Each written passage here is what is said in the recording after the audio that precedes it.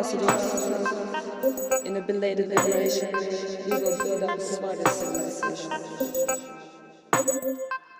All the atrocities. So, according to the African Genesis, there was a giant egg, and I love this. Because people always go, what came first, the egg or the chicken? This giant egg hold and held all the potential. And then at one point, there's a crack, and this light comes out. Now you can see. And I thought, wow, this is exactly explains manifestation. It explains exactly the manifestation. The word spoken, the potential held in the unseen, and then that crack of light when the thought enters and then manifests so you can see it. So I thought that's interesting. That's how it is. Genesis also explains manifestation.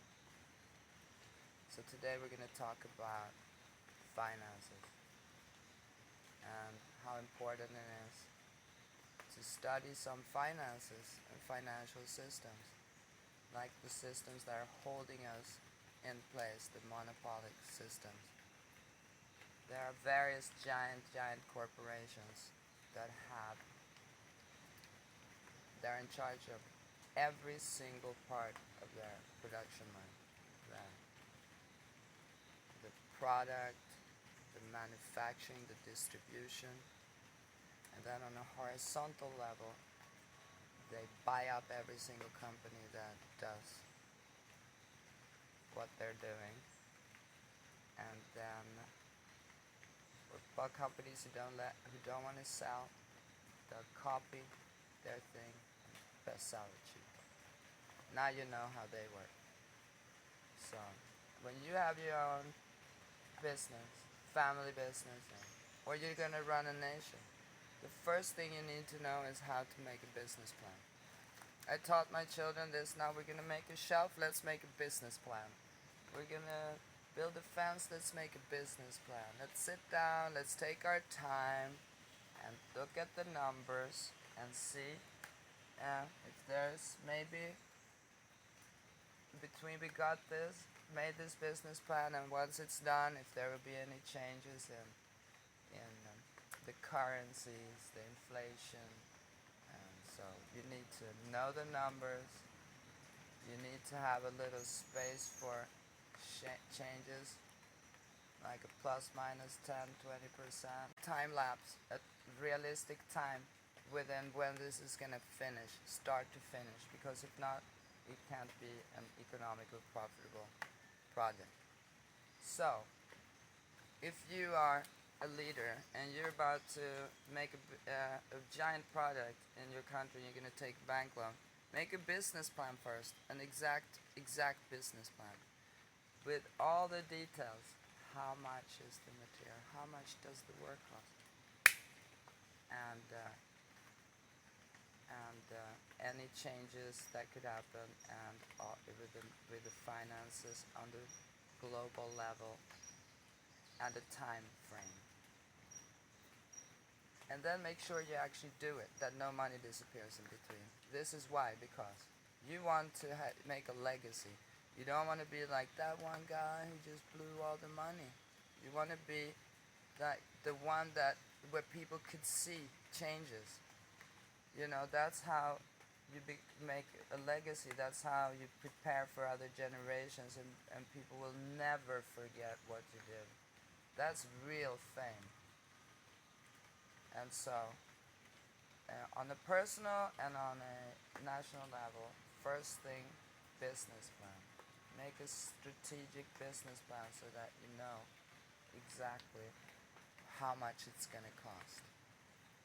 also because the loans that you're taking from the international banks have some, even with the interest is good, it's like we're talking about huge amounts. And if there is no development, there is no money coming out on that project at the very end and as soon as possible, you are just displacing those debts onto the future generations, which is not really a nice thing to do. And so that's one important thing that has to be considered. And so take into account to use a financial expert to do this because you're gonna need one.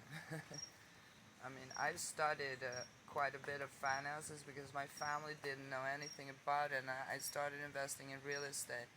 And of course, I had to do some fine tuning there because you need to have short term, medium term, and long term plans. And I had like medium and long term and no short term plans, or like no short term plans based on what was needed in the area I was in. There's one thing that something you really want to do, but really your focus is many times on what you want to do combined with what people need. And so you have to look into your market and see what do people need here. What is your market? What people are going to buy what you offer. So you look into that, and then if you want it to work, it should be something you actually love to do. You should never do it for the money. You should do it for the love, because then it will absolutely work. And you will always give your best to your client, and it's not going to be like you're not going to make a business, your own business, and then be in it like as if you were working in the mine somewhere, and like in a factory, and like for somebody else. You're gonna do that with your rhythm, and try to free yourself up as much as possible to be able to put your energy into the creativity, and let other people do what they do better, and so that you can focus on what you're doing. And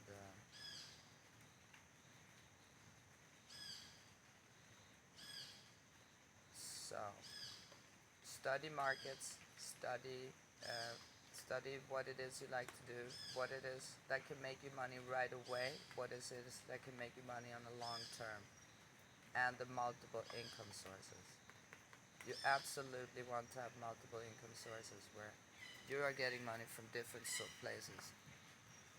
Like, because if one day like nobody wants that thing, you got that out of the thing that always sells, and so you're always shifting in between the business, and you can take some money that you profit from this business and invest more into that business.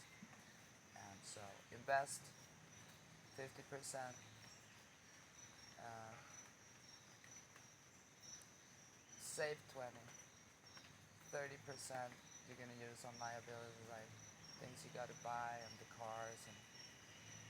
But if you wanna do finances, don't invest all your money into high risk things. Like you invest into some risky things and some not risky, some super safe like property. There's nothing more safe probably than property.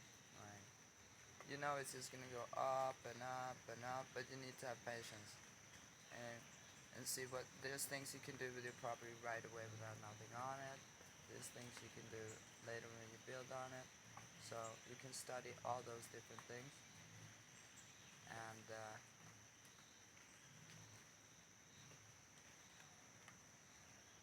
I thought it would have been, well, there's a reason why we don't study economics in school or psychology. Those 1, 2 things that you would actually need.